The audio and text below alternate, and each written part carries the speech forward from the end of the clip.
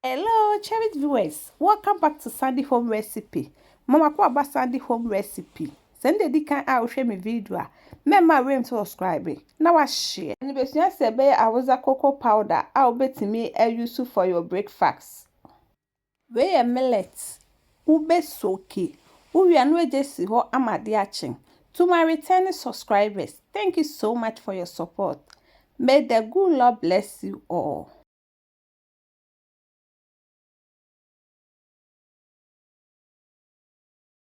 Emra waje si wo no na waba wo ginger no boko koyi hu uwia no watwi uwia na da kogu condom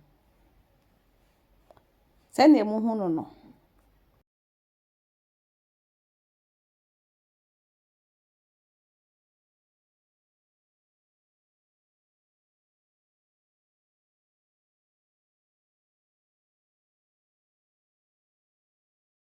wo de mixia no akọ blend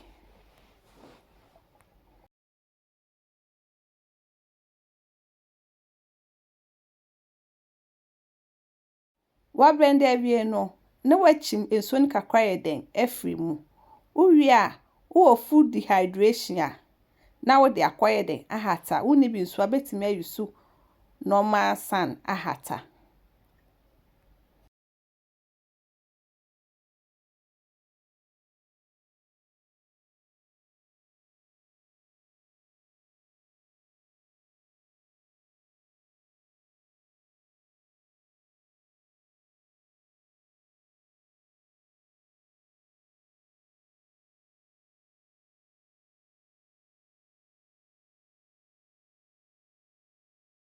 we take me 10 hours and na eden air dry uwia no akọ millet na wo soki no wakọ hohoro 4 or 3 times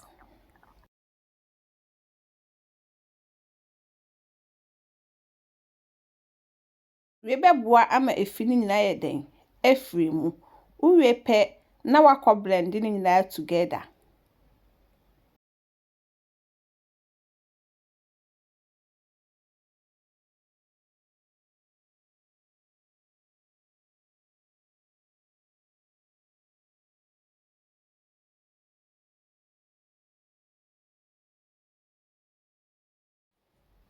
wo blend wie a na wo de esi nchen na waba wo spices na wo be use no your dry pepper, Nigro pepper, groves, black pepper. Eno so bako blend it. O blend wie pe na da kogu millet ni mu. No wa mixing it together. Please, if you are new to my channel, don't forget to subscribe, share, like, and also click the bell icon to get new video I will post. Obe mixing it together. So we mix it pe no wasan su food dehydration asan achimu so ni nyina yeden afri mu.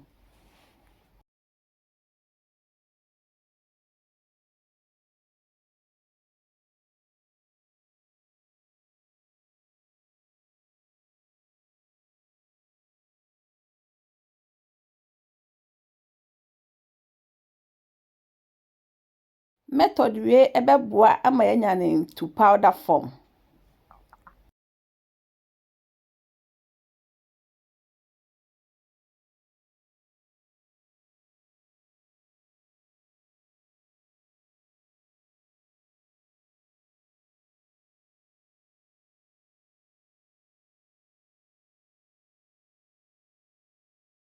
We abede si for 10 hours sene we ye condo no sa so na we ye wie. We a no waka ni nyina ye den abomu.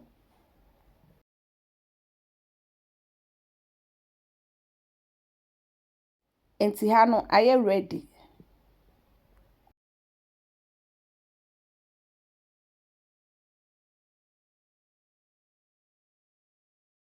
Okohwie guade wie so ye condo no dry one no wo de afra.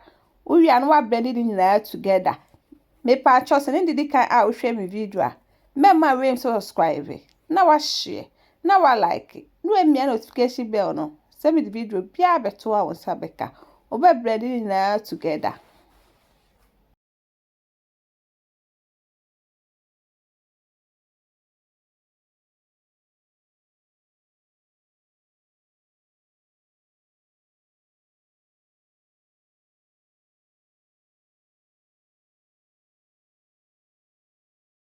Wo de sin chest a we first one sa so na be de aka ni na e go sta ma be blend ni nyina.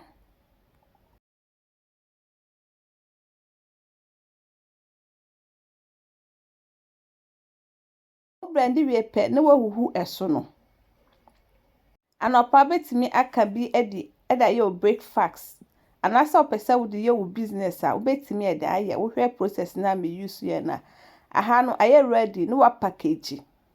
Now this is our Hausa Koko powder. Please like this video and subscribe to my channel. Thank you so much for watching.